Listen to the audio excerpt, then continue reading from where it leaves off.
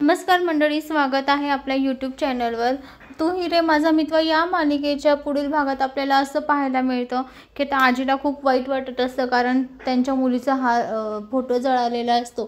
तर त्या म्हणत असतात, ईश्वरी मला वाटलं नव्हतं की तू असं करशील म्हणून। तेव्हा ईश्वरी म्हणते, सॉरी आजी, माझ्या हातून कसं झालं मला हे कळालंच नाही। आजी प्लीज मला माफ करा हो प्लीज। तेव्हा आता आजी म्हणते, मी तर तुला माफ करेल, पण अर्णव तुला माफ करेल का? तर आता हा प्रश्नचिन्ह आता ईश्वरी समोर उभा राहतो। तर त्या ठिकाणी आता लावण्य सुद्धा खूप मध्ये मध्ये बोलत असते, ईश्वरी तुला समजलं नाही का गं? तुला डोकं नाही का थोडंसंही की तू असं का केलं? तुला समजत नाही का की अर्णवला त्याची आई किती महत्त्वाची आहे, आणि तो फोटो जर कधी जळलेला पाहून अर्णवला किती वाईट वाटेल। तर आता त्या ठिकाणी अर्णव नेमका तिथे आलेला असतो। तर आता अर्णव त्या फोटोकडे बघतो आणि त्याला मोठा धक्काच बसतो। तो म्हणतो, बापरे, फोटो असा कसा काय झाला? माझ्या आईचा फोटो असा कोणी केला?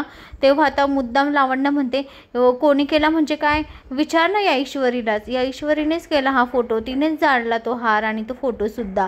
तर आता इकडे वल्लरी म्हणते, हो ना, तिला थोडंसंही अक्कल नाही, समजत नाही तिला, असं ती त्याला म्हणत असते।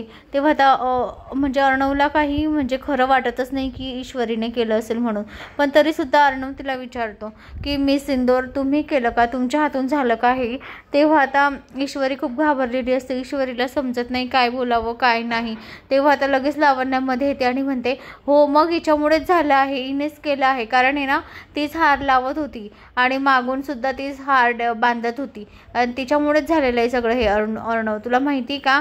तर आता इकडे अर्णवला थोडा डाऊट येत असतो लावण्याचा, कारण लावण्य आणि वल्लरी मध्ये मध्ये चोंबडेपणा करत असते।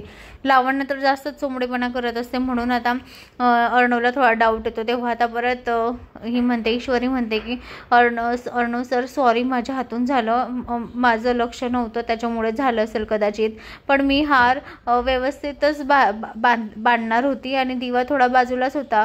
तेव्हा आता अर्णव म्हणतो, तुम्ही दिवा ठेवला का तिथे फोटोजवळ? तेव्हा आता ईश्वरी म्हणते, हो मी ठेवला, पण मी थोडा लांब ठेवलेला होता, एवढा जवळ ठेवलेलाच नव्हता मी म्हणजे हार, सॉरी दिवा।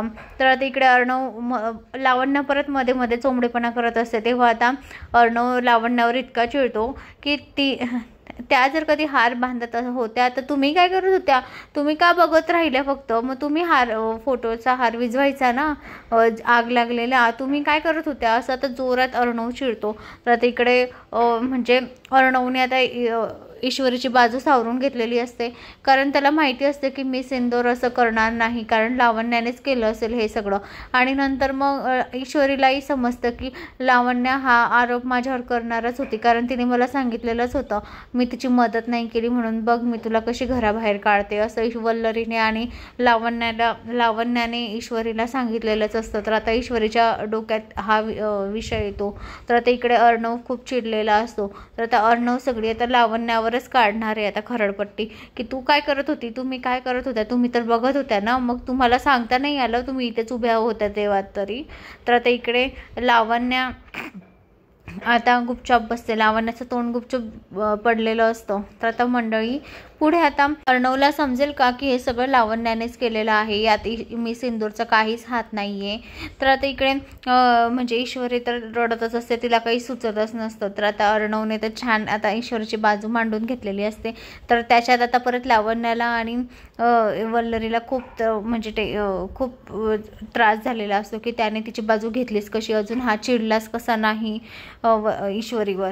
तर मंडळी हे भाग पाहण्यासाठी चॅनलला लाईक आणि सबस्क्राईब करा, शेअर करायला विसरू नका। धन्यवाद।